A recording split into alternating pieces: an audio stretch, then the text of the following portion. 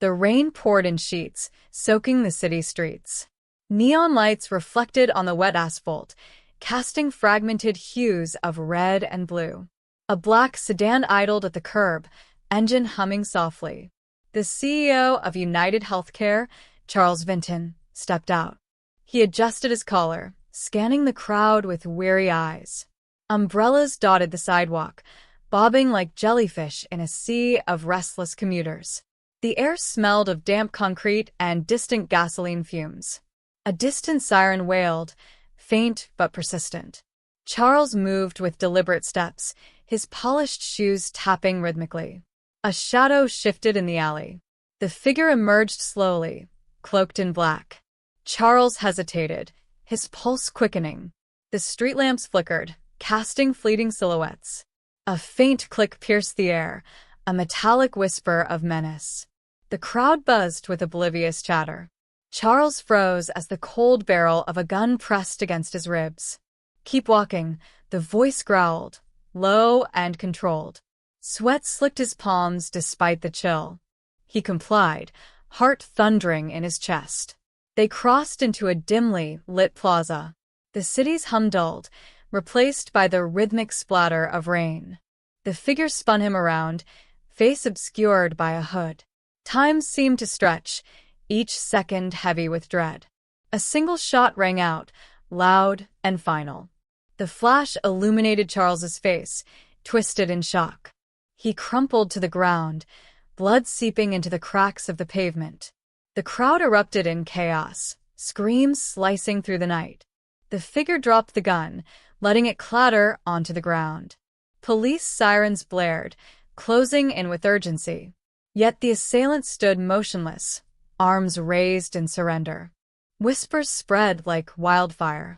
The nation watched as the story unfolded. But the twist that followed no one could predict. This wasn't just an act of violence, it was a statement. And the statement was dividing a nation. As the police swarmed the scene, their voices crackled through radios. "Suspect apprehended," one officer barked, gripping the assailant's wrists. The figure, still hooded, showed no resistance. They moved with an eerie calm, as if expecting this moment. Charles Vinton lay still, the crimson pool beneath him growing wider. The crowd edged closer, desperate for a glimpse of the chaos. Flashing red and blue lights bathed the plaza, creating a surreal, nightmarish glow. The rain hadn't let up, washing blood into rivulets that disappeared into the drains. A bystander screamed, "That's him. That's the CEO." Phones shot into the air, recording every angle. The hood slipped back as the officers pulled the figure upright. Gasps rippled through the crowd. A young woman stood revealed, her eyes burning with defiance. Her face was strikingly familiar, recognizable to anyone who had followed recent news. "It's her," someone shouted. From the protests. The whispers turned to shouts, accusations mixing with praise. She was Amelia Cain, a name etched into months of controversy. The activist who had spearheaded the fight against United Healthcare. The one who claimed Charles Vinton's policies had cost lives. "Justice for the people," she cried out, her voice cutting through the rain. Her words hung heavy in the air, reverberating even as officers silenced her. "Was it worth it?" someone in the crowd yelled. Amelia's gaze locked onto them, unblinking. "Ask the families he destroyed," she shot back. The officers dragged her toward a squad car. The crowd was now a boiling sea of opinions. Some hurled insults, calling her a murderer. Others clapped, fists raised in solidarity. Social media exploded within minutes, hashtags trending worldwide. Charles Vinton's lifeless form was hoisted onto a stretcher, his face obscured. But his name was on every tongue, along with hers. The rain finally eased, but the storm was far from over.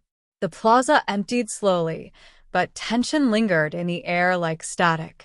News vans arrived, their headlights cutting through the fading rain. Reporters scrambled, microphones in hand, fighting for the perfect angle. The footage of Amelia Cain's arrest dominated every screen. Her expression, calm, resolute, became a symbol. But a symbol of what? That was the question tearing the nation apart.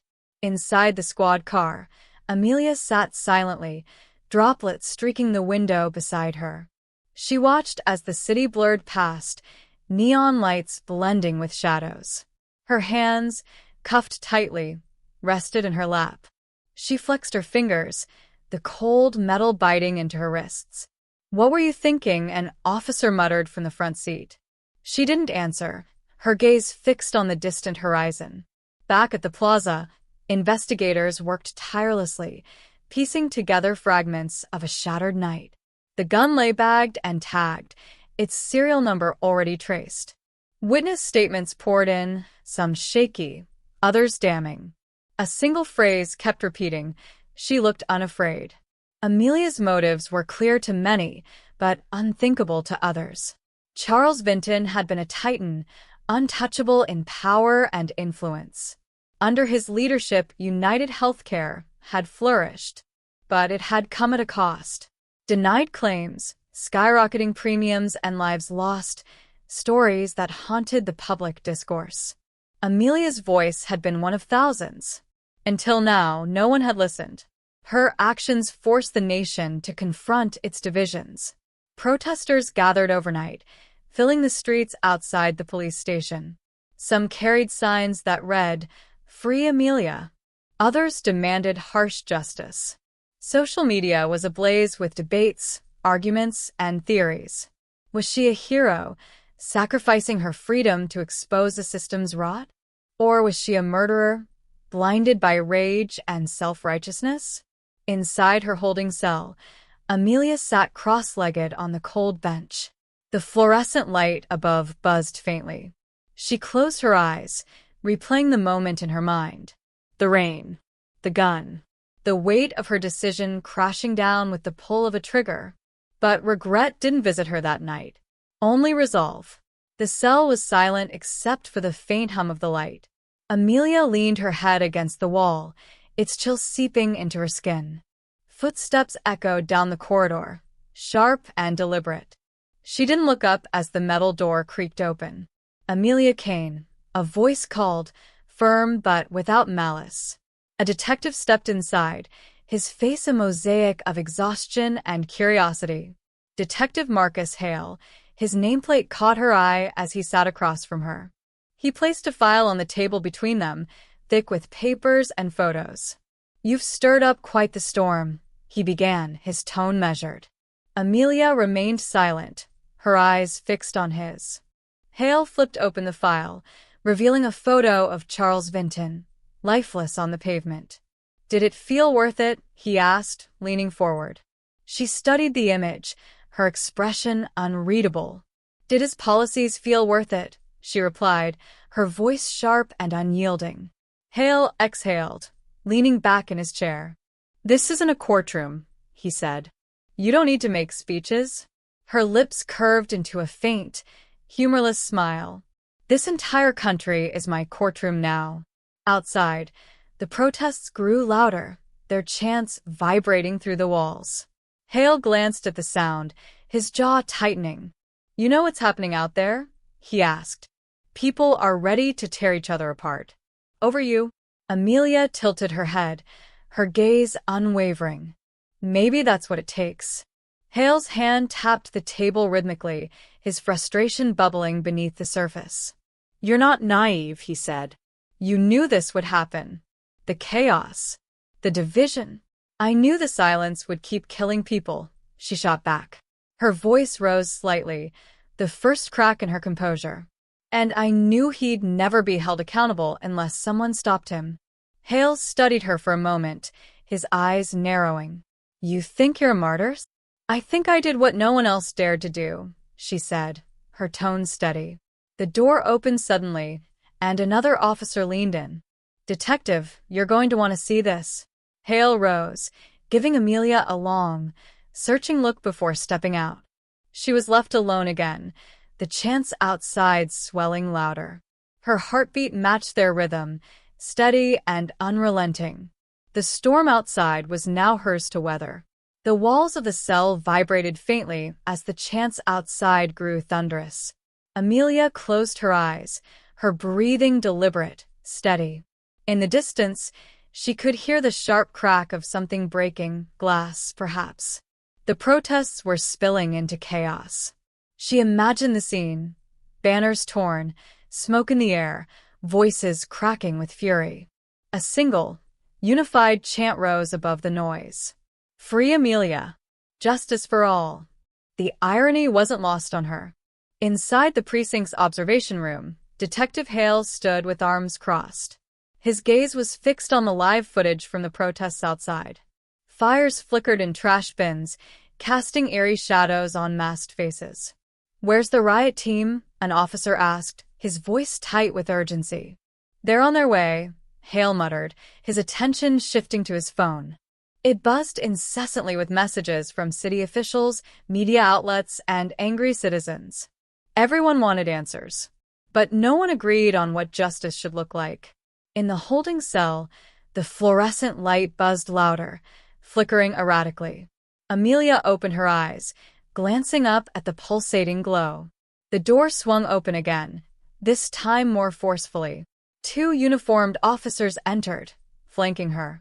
"Stand up," one of them barked, motioning for her to follow. Amelia didn't resist.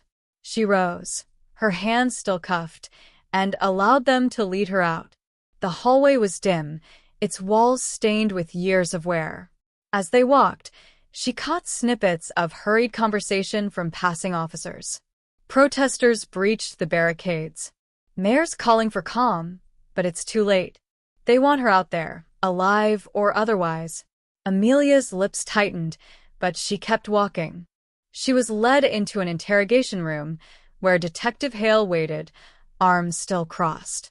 Behind him, a screen displayed live feeds of the protests. The crowd had doubled in size, their chants shaking the air. Hale gestured toward the seat across from him. Amelia sat, her eyes briefly catching the reflection of the screen in the window behind him. "You've become the center of a firestorm," Hale said, breaking the silence. "Not because you pulled the trigger." He paused, leaning forward. "But because they think you're the only one brave enough to fight back." Amelia tilted her head, her lips curving into a faint smile. "They're not wrong." "Maybe not," Hale admitted, his tone softening. "But this isn't just about you anymore." He slid a tablet across the table, its screen glowing with headlines. Charles Vinton's death sparks nationwide movement. Hero or murderer? The divisive legacy of Amelia Cain. Protesters demand her release as riots escalate. Amelia scanned the headlines, her smile fading. "They're angry," she murmured, almost to herself. "They're lost," Hale corrected, sitting back in his chair. "And you've given them a reason to act, whether it's right or wrong." For the first time, a flicker of doubt crossed her face. But it was gone as quickly as it appeared. "You can't fix a broken system without breaking it further," she said firmly. Hale sighed, rubbing his temples. "Maybe. But at what cost?" The room fell silent again, save for the muffled roar of the crowd outside. The weight of her choices and the chaos they had unleashed hung heavy in the air. The roar outside grew louder, a living thing pressing against the walls of the precinct. Amelia's eyes flicked to the live feed behind Hale. The crowd was no longer contained. Barricades had collapsed, and protesters surged forward, overwhelming the thin line of riot police. The camera panned to flames licking at the edges of storefronts, their glow casting eerie halos over the chaos.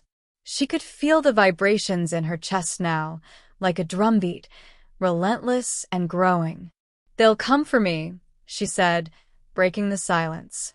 Hale didn't flinch. "They already are," he replied. He gestured to the tablet again.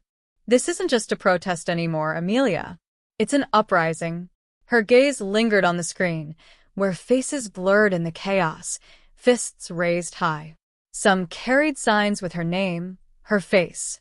Others hurled bricks and curses, their anger wild and unfocused. "You did this," Hale continued, his voice low but firm. But you don't control it anymore. Amelia leaned back, her cuffs clinking against the chair. Good, she said, her voice steady. That's the point. Hale's jaw tightened. You think this is justice? People are getting hurt out there, killed maybe. For what? For them to finally be heard. She shot back, her eyes blazing. For the lives Charles Vinton and his empire crushed to mean something. Hale leaned forward, his voice dropping to a near whisper. And if it's your life next? What then? Amelia didn't answer immediately. She turned her gaze to the screen, watching as a line of officers in riot gear was overwhelmed. The crowd broke through, pouring toward the station like a tide. I've made peace with that, she said finally, her voice calm. Hale stared at her, searching for any crack in her resolve. There was none. The door burst open, and an officer rushed in, his face pale. They've breached the outer gates, he said breathlessly. Chief wants to know if we're moving her or holding position. Hale glanced at Amelia, then back at the officer. We hold, he said after a beat. The officer hesitated, clearly uncomfortable, before nodding and retreating. Hale turned back to Amelia. You wanted this, he said quietly. You got it. But don't think for a second you're in control. Amelia tilted her head, her lips curving into a faint smile. Control was never the goal. The floor beneath them vibrated as the crowd outside surged closer. The sound of shattering glass echoed faintly through the walls. Somewhere deep in the precinct, an alarm began to blare. Amelia sat unmoving, her expression serene. For her, this was the moment everything had been building toward. For Hale, it was the moment he realized he was standing at the edge of something unstoppable. And it was too late to turn back. The alarm's wail cut through the station, shrill and urgent. Hale stood, his chair scraping loudly against the floor. Stay here, he ordered, though he knew she had nowhere to go. Amelia watched him leave, the door slamming shut behind him. The vibrations in the walls grew stronger, each wave a reminder of the crowd pressing closer. She could hear the muffled chants now, rhythmic and relentless. Her name carried through the chaos like a battle cry. In the corridor, officers rushed past, their boots pounding against the tile. Some carried shields, others rifles, their faces tight with fear. Hold the line, someone shouted. But the line was already fracturing. At the front entrance, the first wave of protesters broke through. Glass shattered as bricks and bottles rained down. The lobby, once sterile and orderly, erupted into chaos. Officers shouted commands, their voices drowned out by the roar of the crowd. Smoke began to fill the air, acrid and stinging. Tear gas canisters rolled across the floor, hissing like angry serpents. But the protesters didn't stop. They pressed forward, coughing, their eyes burning, driven by something more potent than pain. Back in the interrogation room, Amelia closed her eyes and listened. She could feel the storm breaking open, raw and uncontained. The door burst open again, this time with less formality. Hale stormed in, his face flushed. This place is coming down, he said, his voice tight. He reached for her cuffs, his keys jangling in his hand. Amelia frowned, pulling her wrists back slightly. What are you doing? Getting you out, Hale snapped. If they find you in here... He didn't finish. They both knew what would happen. They're not here for me, she said, her tone measured. They're here for justice. Hale froze, his hand hovering over the cuffs. And you think letting yourself die makes you a martyr? Amelia met his gaze, her eyes steady. I think it makes them believe they can win. The sound of a door being kicked open echoed down the hall. Hale cursed under his breath, grabbing her by the arm and pulling her to her feet. Believe whatever you want, he growled. But I'm not letting this turn into an execution. He dragged her into the hallway, the chaos growing louder with each step. Smoke swirled through the air, and the flickering lights painted everything in surreal, shifting hues. The protesters were inside now, their voices filling the station like a flood. Amelia felt their energy, raw and electric, surging toward her. Hale pulled her into a side corridor, shoving her against the wall. "Stay quiet," he hissed, peering around the corner. Through the haze, figures moved like shadows, searching, shouting. Her name echoed again, sharp and unrelenting. "They won't stop," she whispered, her voice almost reverent. Hale turned to her, his face hard. "Then we make them listen." The words hung between them, heavy and uncertain, as the storm surged ever closer. The hallway seemed to pulse with the weight of the approaching crowd. Hale's breath came fast, his mind racing for options. Amelia stood still, watching him with an eerie calm. "They'll find us," she said softly, her voice almost drowned out by the roar beyond. Hale ignored her, his hand gripping his radio. "This is Hale. We need an evac from the rear exit now." Static crackled in response, then a frantic voice. "Negative, detective. The rear's compromised. They're everywhere." Hale cursed, slamming the radio against the wall. Amelia raised an eyebrow. "Looks like you're out of moves." He turned to her, his jaw clenched. "I'm not giving up," he snapped. She smiled faintly, tilting her head. "Maybe that's your problem." The sound of footsteps grew louder, closer. Hale pressed his back against the wall, his gun drawn. "Stay behind me," he ordered. Amelia didn't move, her hands still cuffed in front of her. The first figure appeared through the haze, a young man, his face streaked with soot. He held a makeshift banner, the words "No More Vinton" scrawled in bold red paint. His eyes locked onto Amelia, widening in recognition. "It's her," he shouted, his voice breaking with excitement. More figures emerged, their silhouettes sharpening as they advanced. They weren't just angry. They were desperate, electrified. Hale raised his weapon, his voice cutting through the chaos. "Back off. Stay where you are." The protesters faltered, their momentum slowing as they saw the gun. But their eyes weren't on Hale. They were on Amelia. She stepped forward, ignoring his outstretched arm. "What are you doing?" he hissed. Amelia didn't answer. She took another step, her bare feet meeting the cold, damp floor. The young man lowered his banner, his hands trembling. "You're real," he said, his voice barely a whisper. Amelia nodded, her gaze steady. "I am," she replied. The crowd behind him shifted, their anger giving way to something else. "Hope." "She's with us," someone yelled from the back. The chant spread like wildfire. "She's with us. She's with us." Amelia raised her cuffed hands, silencing them. The air grew heavy, the only sound the distant crackle of fire.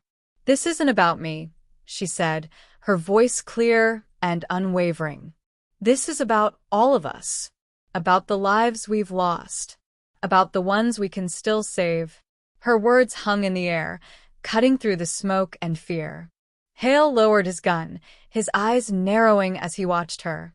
The crowd stared, their faces a mixture of awe and uncertainty. "You've come this far," Amelia continued. "Don't stop now. But don't lose yourselves to the same cruelty we're fighting against." The young man stepped closer, his hands trembling. "What do we do?" he asked. Amelia looked at him, her expression softening. "You take back your power. Together." The room fell silent, the protesters frozen as her words sank in.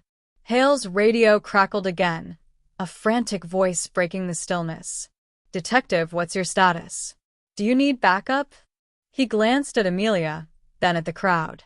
"No," he said quietly into the radio. "We're managing." The protesters began to lower their makeshift weapons, their anger shifting into determination.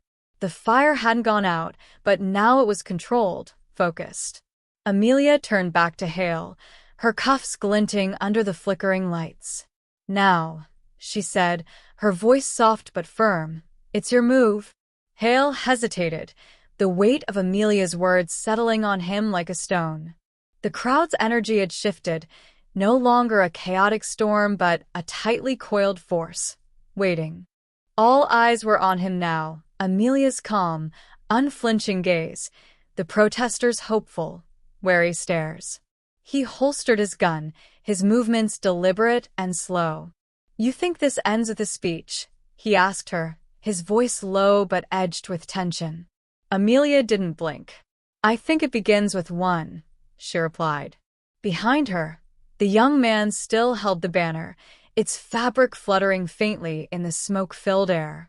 Others began to step forward, their faces illuminated by the flickering emergency lights. "We're not here to hurt anyone," a woman said, her voice steady. "We're here to end the hurt." Hale studied her, then the growing sea of faces. The anger hadn't vanished. It had been tempered into resolve. And yet, the chaos outside still raged. The distant sound of sirens grew louder, signaling the arrival of reinforcements. Hale stepped toward Amelia, his keys jingling as he reached for her cuffs. "This doesn't mean I agree with you," he muttered, unlocking the restraints. Amelia rubbed her wrists, her expression unreadable. "It means you know what's right," she said quietly. The door to the corridor creaked open, revealing another wave of protesters flooding into the station. Their expressions shifted as they saw Amelia standing free, unbound. A murmur rippled through them, growing into a chant once more. "Amelia! Amelia!" She raised a hand, silencing them.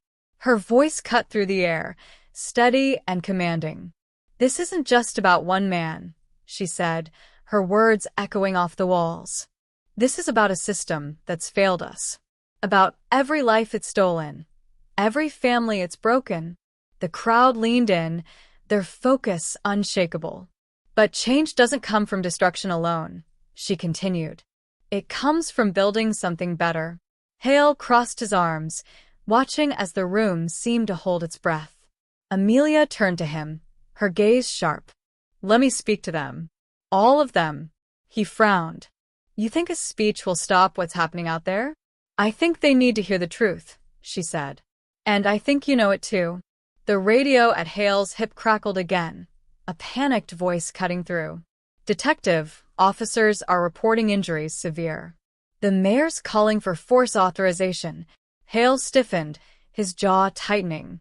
Amelia stepped closer, her voice low enough for only him to hear. "You can stop this from turning into a massacre." The crowd pressed in, their energy humming with anticipation. Hale exhaled slowly, his hand brushing against his radio. "Patch the station PA to the plaza," he said into it. A pause, then a crackling response. "Copy that.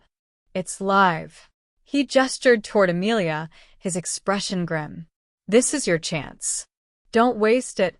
She stepped forward, her voice ringing out over the speakers. "To everyone out there," she began, her words steady but charged with emotion. "Listen. Not just to me, but to each other." The station seemed to still, the air itself waiting. Outside, the crowd paused, their movements slowing as her voice carried through the chaos. "This is our moment," Amelia said, her tone rising. "To demand more. To demand better. Not with violence, but with unity."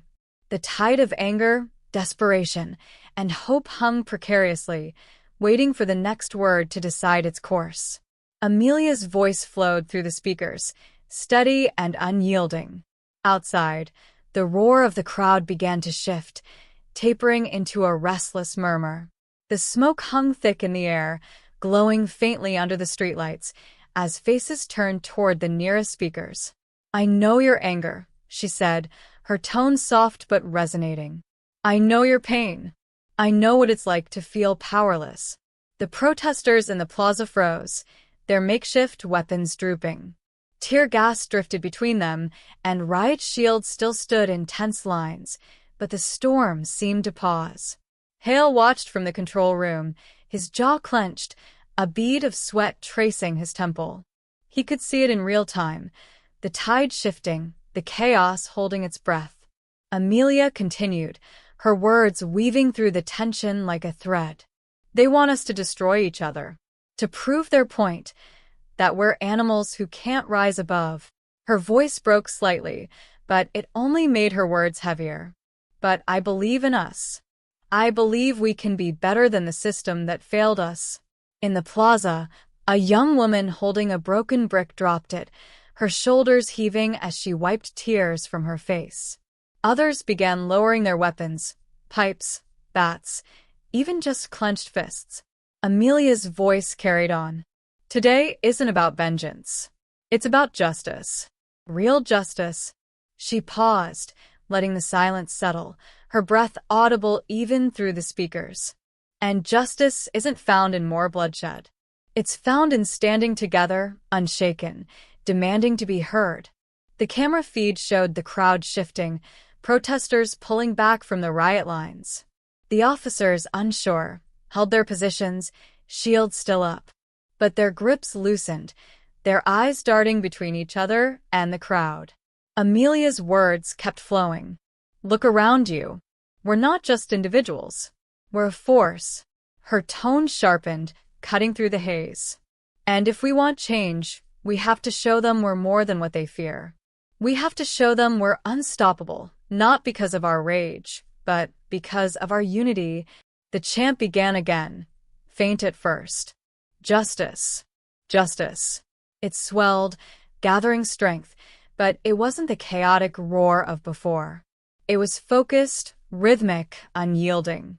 Inside the station, Hale watched the riot officers retreat slightly, their shields dipping.